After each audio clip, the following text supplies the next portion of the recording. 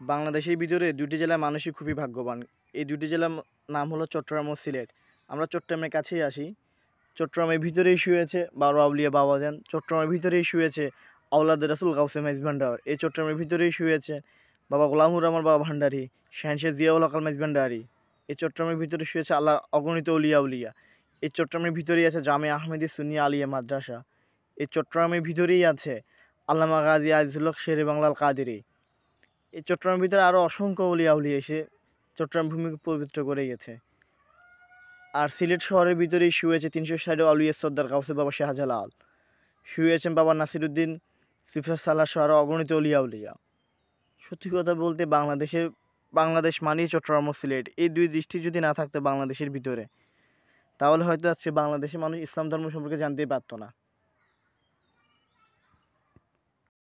কিন্তু আফসোস, বাংলাদেশে কাঠমোল্লারা বলে চট্টগ্রাম নাকি বেদাতের রাজধানী, চট্টগ্রামকে নাকি সর্বপ্রথম শিরক মুক্ত করতে হবে।